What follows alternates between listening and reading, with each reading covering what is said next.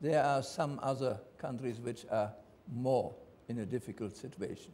But let me only say that, and I think this. Could you tell us which ones?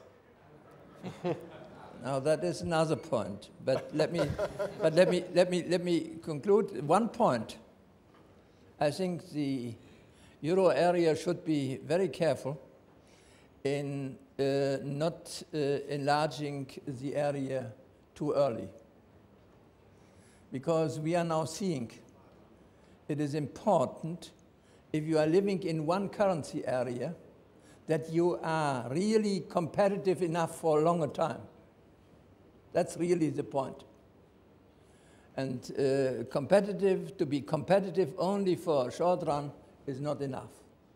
That is, in my view, one of the conclusions. And in my view, we should try to come out of this crisis first. We should really look how the countries are dealing with that. I mean, the countries applying for becoming members, but we should not go in a too early way into enlargement, because we have, even inside the euro area, a lot of tensions, and this has to be solved in an appropriate way. But let me come back to the macro policy, the monetary policy. In my view, one point is very, very important. Worldwide, the monetary policy has moved into now creating liquidity. I understand that that is appropriate for the time being now, after we are in this situation. But the right timing for changing that policy is very important.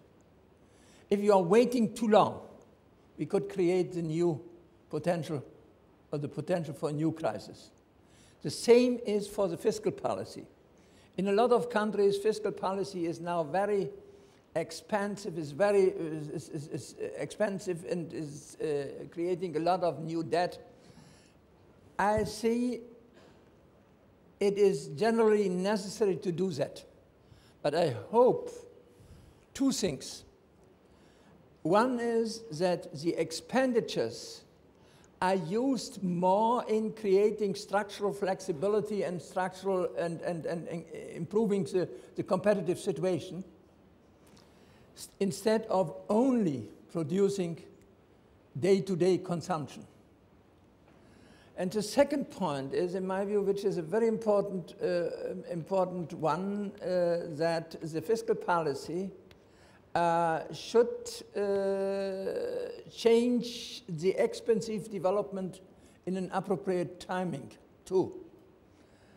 That is very important. We cannot go on with this fiscal policy for a long run. We have to deal with the present situation, but the monetary policy and the fiscal policy have to go. And let me only say one point which is very important in my view. It is not only for Europe, but especially for the bigger countries worldwide, very important not to move into protectionistic measures. Now, the risk is there, and I can understand that from a political point of view, looking in the short run. But everybody should be aware of the risk of protectionism is mainly cutting the potential of growth in the future, is mainly cutting the welfare in the future. That should be absolutely clear, and we will be faced probably in the next months, not only in Europe, in all bigger countries, with this question. And the exchange rate situation, the exchange rate system should be flexible enough in future times. It is not easy to come to a decision. I'm fully aware of that. I was involved in all this, especially I think in the 80s, when we were in difficult situation with the American side. Yeah. But we did then Plaza and Louvre, and it was a very interesting thing. The Japanese did the wrong thing, sorry for saying that. They did the other way. They gave in to the United States pressure to create liquidity and follow an expansive monetary policy. And what did they do? They created the bubble burst, but they did not fight against the consequences of that bubble burst in an appropriate way. And so they are still, till today, under this special impact of a wrong answer to, let me say, also a wrong pressure, because the pressure was going in the wrong direction. We didn't, in Europe, answer in the same way in creating liquidity. We tried to find appropriate tax policies and creating more flexibility and creating more conditions for growth.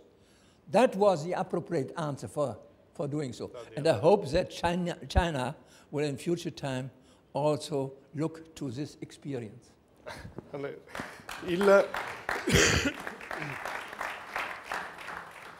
Due punti conclusivi, Giampaolo Galli. Uno, appunto, il rivendicare le scelte giuste fatte dall'Europa rispetto a un modello che invece per molto tempo è stato presentato come vincente, come quello americano. E la seconda è il punto su cui tutti mi pare abbiate battuto, la capacità di guardare al medio-lungo termine e non quello immediato. Sulle scelte dell'Europa non ho altro da aggiungere, credo davvero che il fatto di avere la Banca Centrale Europea, l'euro, ci ha salvato da disastri assolutamente, diciamo, che non voglio neanche immaginare. Per quanto riguarda guardare il lungo, qui io mi permetto di fare una considerazione. In questo momento l'economia mondiale, l'economia europea, i settori manifatturieri sono in una situazione grave di crisi. Rischiamo anche dal punto di vista dell'occupazione, della coesione sociale. Credo che le banche centrali stiano facendo bene a fare in un certo senso il contrario di ciò che è giusto fare nel lungo periodo. Stanno immettendo grandi masse di liquidità. Io spero che, diciamo, certo ci vogliono nuove regole per quello che riguarda l'aspetto regolatorio del sistema finanziario, ma spero che queste regole non comportino una restrizione dei flussi di credito domani mattina. Se si dovesse aumentare i coefficienti di Basilea, avremmo una restrizione dei flussi di credito e questo sarebbe davvero un problema. Quindi certo dobbiamo guardare a lungo periodo per quello che riguarda le riforme, la riduzione in prospettiva dei disavanzi pubblici, dei debiti pubblici, eccetera. Per quello che riguarda la politica monetaria e la regolazione, credo che la priorità assoluta sia quella di non impedire il flusso di credito al sistema delle imprese e anche alle famiglie. Non è solo un fatto italiano, ma in tutto il mondo. Allora, interventi dal pubblico da collezionare in sequenza e poi raccogliere una risposta. Abbiamo 5 minuti, prego.